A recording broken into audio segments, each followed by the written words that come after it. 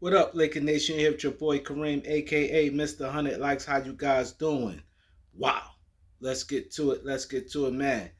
I want to talk about Lakers media, Lakers fans, and the Laker way of thinking with the Laker organization is the reason the Lakers in this mess now. Majority of Laker fans, they do not respect any player we have for the most part. They disrespect the players we had. They were disrespecting Kuzma, Adam Ray, KCP, um, Montrez, not so much, but Montrez got it more towards the end of the season. Um, and it be like that. They're disrespecting THT right now. It's like they're not understanding to situations, figuring why things like that. Laker fans is very impatient. It could be 4 or 5 games, and they turn on the player. Player have 4 or 5 games, bad games, and they turn on the player. Then the media turns on them. The media get heavy on them. It's just like that. I remember Westbrook. Westbrook was felt the heat literally. LeBron missed whenever he was feeling the heat before LeBron came back. LeBron didn't start the season, I don't believe, but I know Westbrook maybe like 5 or 6 games in. Laker fans was at his neck like 5 6 games in, and it didn't stop from there. I seen it with KCP, Kuzma, people knocking on him. When THT came back off an injury, he had 3 or 4 straight good games. LeBron came back off his injury, and THT didn't play well. Like maybe 3 games after that, then the hell broke loose on THT. It's like Laker fans had to stop. They had to stop, in the Laker media, they had to stop this, man. Because don't you think that all these other teams, they go through the same they players on that team struggle, might not play well, but they ain't under the pressure the Lakers is under. It's like with the Lakers, everybody got to play well, and that's just not reality. If you figure if you have a 9 man rotation, you're not gonna get 9 guys producing. It's just not gonna happen. Out the 9, you're gonna have a few guys struggling, and so that is the issue. And I just don't like it. It's like they pound on the guys, and like they pound on, like I said, even with the Westbrook situation. And I get, the thing is that Westbrook situation, it is a tough. If you think about it, the Lakers gave up a lot for the Westbrooks. They gave up a lot. They gave up 2 guys, what, 27 and a 26-year-old in Kuzma. Um, that's young. And all them guys averaged double figures. It's not like they was chopped liver. They all was healthy. They all was healthy, no injuries. All got good contract. Trez at 10 million, Kuzma and KCP at 12 million. Good solid contracts. Good size. KCP 6'5". Um, Kuz and is 6'9". Trez is 6'7", 6'8".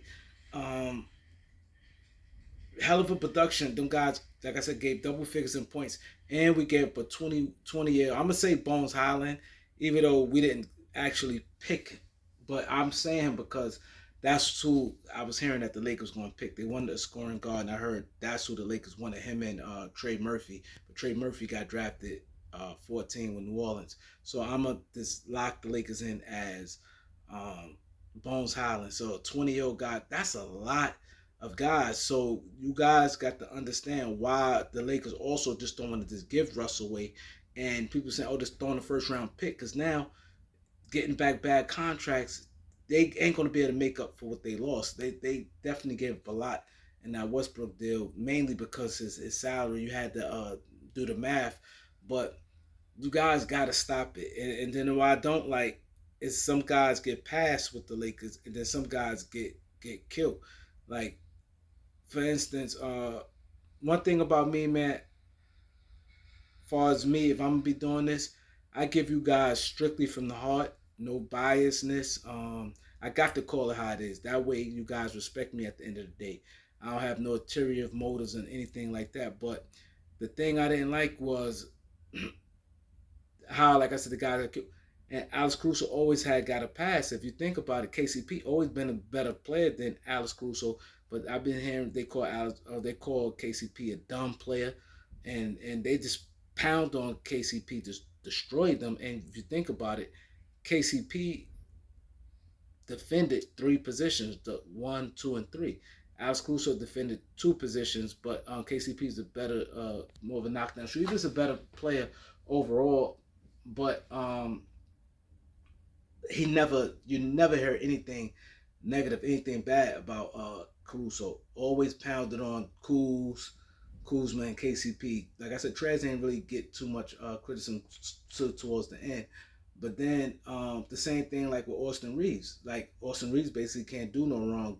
A lot of Laker fans praise him, and I hear people call THT dumb. I don't like it, low IQ and things like that. And like THT, and THT is a much better player than Austin Reeves. Like I just don't like that the picking and choosing.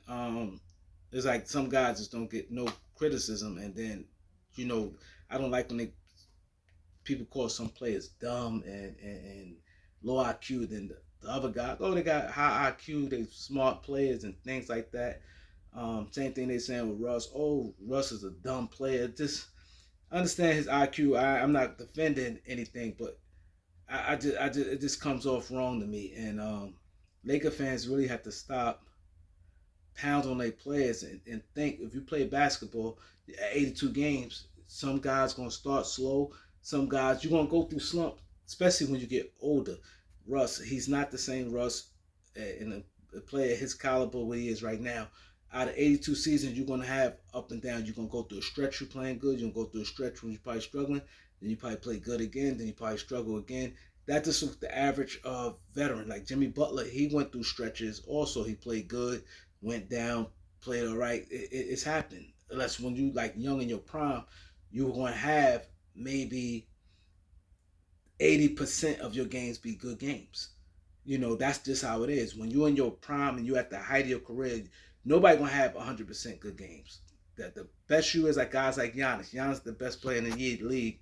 Giannis probably play 85% of his games as good games, and he's gonna have some games that's not. That's just the reality of it with players. And then when you're a role player, you're gonna have your if you roll an 8-man, if you're in the 8-man rotation and you're the eighth guy, you may have 40% good games, or it would maybe consider good for your role. It depends, but you're gonna have to struggle. It's just what it is.